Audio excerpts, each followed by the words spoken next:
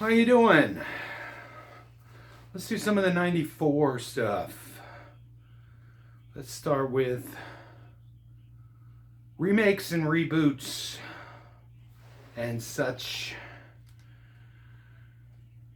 Well, I learned a little bit of history. The first time the word reboot was used is in conjunction with computers, and it was in 1971. The first time the word reboot was used in conjunction with entertainment was in 1994. Coincidentally, that's the year that we're doing. And it was weird because the thing I found was kind of an internet archive thing that told me the website that first used the word, and there was even a screen grab, like from the Wayback Machine, of the first time it was used, but it didn't tell me what movie it was in conjunction with. So I can only speculate that the word reboot was first used. Looking at these remakes and reboots, the only ones that I would think that it would be in conjunction with would be either The Next Karate Kid, which was Pat Morita still, but Hilary Swank was the kid instead of Ralph Macchio, so it wasn't really a sequel, it was kind of a reboot. Or it could be New Nightmare, the New Nightmare on Elm Street reboots, which is more likely. I'm going to lean towards that it's the New Nightmare that it was first used. But some other history in just the idea of remakes. The very first remake on a movie was The Great Train Robbery in 1904. And that puts the record way early there at the beginning of movie making. So I didn't really dig any deeper than that to see what the first remakes, like, there's obviously been a lot of remakes through Hollywood. Ben-Hur was remade in the 60s, I think, from a 1920s or 30s movie, and Alfred Hitchcock remade several of his early 30s movies in the 40s and 50s. But The Great Train Robbery in 2004, in 1904, was a remake from The Great Train Robbery in 1903. So I think this was the same filmmaker too. So maybe he just wasn't happy with the way it turned out the first time. In 1954, Dragnet became the first television series to be made into a movie, and obviously remade years later with Dan Aykroyd. But the ones we're going to talk about today, well, let's start with An Affair to Remember. It was a movie written by Robert Towne and Warren Beatty. Starred Warren Beatty, Annette Bening, and I think it's the last movie that Katharine Hepburn was in. Also starring Gary Shandling and Kate Capshaw and Pierce Brosnan. It was a remake of a movie called Love Affair from 1939 with Charles Boyer and Irene Dunne. It was also remade in 1957 with Cary Grant and Deborah Kerr. So we'll move on to a movie called The Puppet Master. This movie always confused me because I'm not sure if there was ever a original movie, but it was made from a book, Robert Heinlein book from the 50s. And it really confused me because it's almost the same as Invasion of the Body Snatchers, and it stars Donald Sutherland, who was in the first remake of the Body Snatchers. But Body Snatchers was the 1994 remake that would make it the third. It was remade again with Nicole Kidman in the 2000s, but the 1994 version has Gabrielle Anwar, who was a little hottie from a show I watched called Burn Notice, and she's like 19 in this movie, and she definitely grew into her hotness, because in this movie she's all right, but she's just typical 19-year-old. Also stars Meg Tilly. She has the most the scariest line in the movie when she's like becomes one of them and she finds the only guy and she says, "There's none of you left." I think that's how it goes. There's no one like you left. Something like that. I don't know. It was chilling. Also stars Forrest Whitaker and Arlie Emery, who, surprise, is one of the military men. 188, you had Car 54, Where Are You? A remake from an old TV show. And I'm not sure if the TV show or the movie, if it's serious or if it's a comedy. I assume it was a comedy. It's got David Johansen and John McGinley. 110 is Lassie, of course. Lassie is timeless. I don't even know if I don't even recall a 94 version of Lassie, but I did it again. I said 1991. Number 91 is The Next Karate Kid. I said with Pat Morita and Hilary Swank as the Karate Kid. I've never seen it. I don't care. I was never really into the Karate Kid very much. Anyway, obviously they rebooted it years later with Jaden Smith and Jackie Chan.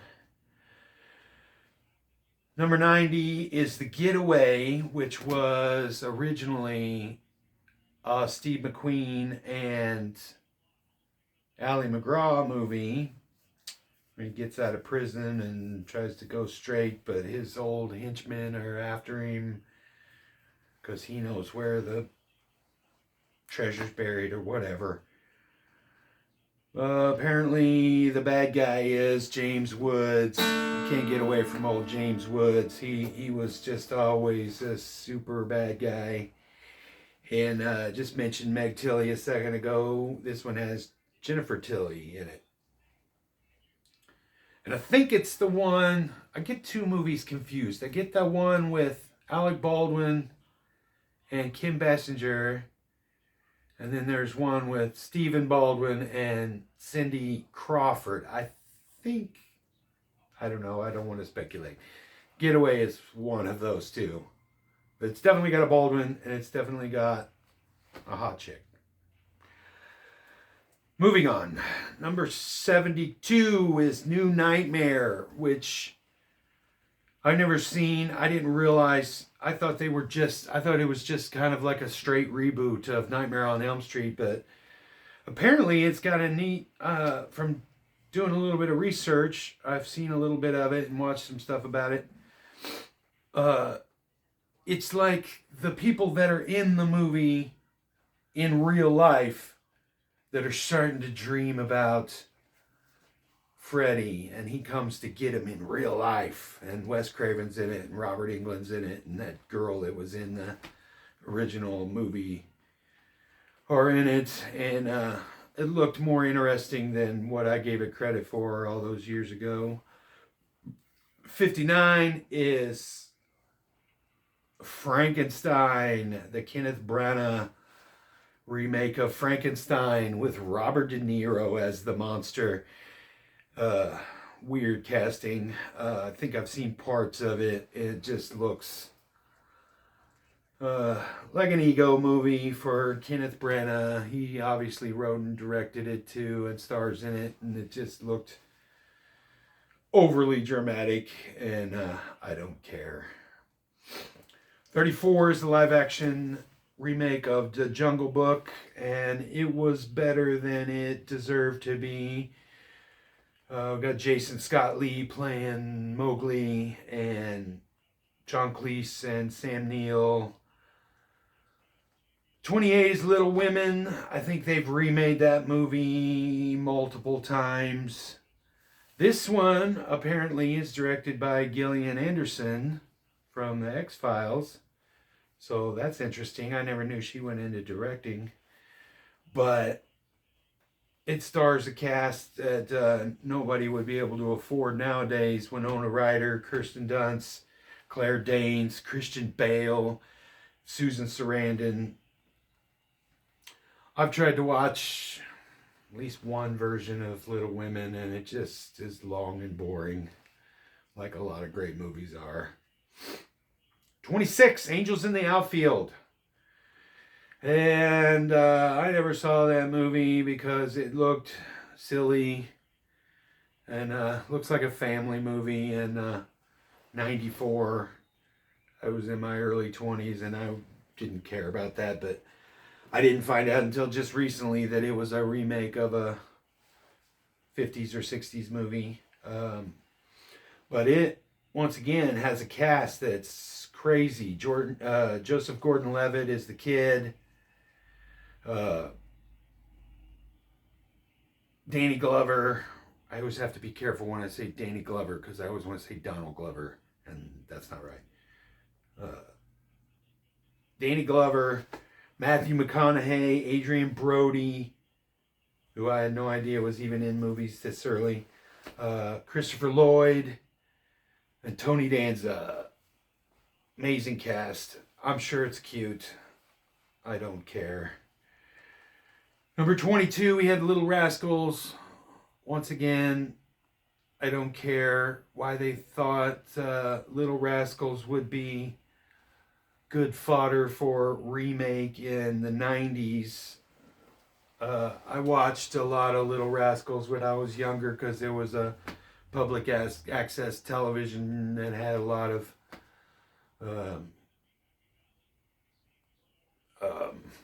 what do you call it? Three Stooges and Little Rascals type of stuff on there. Now, what I do like, number 12 is Maverick. And I had no idea. I never saw this movie back in the day. Mel Gibson is really awesome as Maverick. Directed by Richard Donner, who did Superman and Goonies and a bunch of other stuff. It's kind of a little mini Steven Spielberg.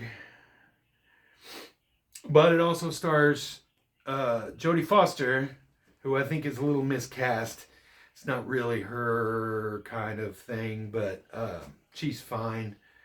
But it also stars James Garner, who I found out played Maverick in the original TV show in the 60s. So that's kind of neat. I like it when they make a remake. I like it when they remake a movie and use the person in it that was in the original movie as a different character. It's always a fun little Easter egg. Number 5, we have the Flintstones, which I cannot believe the Flintstones was the 5th biggest movie that year. I just did not care at all. And not a remake or a reboot. I want to mention that the number 1 movie of 1994 was The Lion King. And it is obviously an allegory to a lot of other stories and stuff, but it is the original But I mention it in the remakes and reboots because it spawned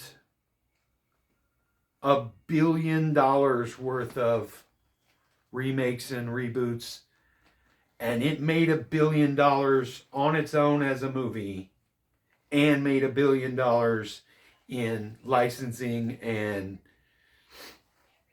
all of the other material surrounding books and toys and bedclothes and all of the things that have Lion King on it.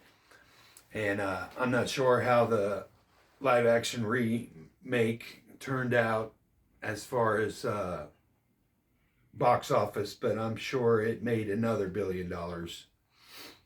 So this is going to be a short one because it's just, like I said, the remakes and the reboots. And that's that. So there probably won't be any music because I'm just going to throw this one right up. So keep checking back. There's going to be a lot of videos for the end of the year. See ya.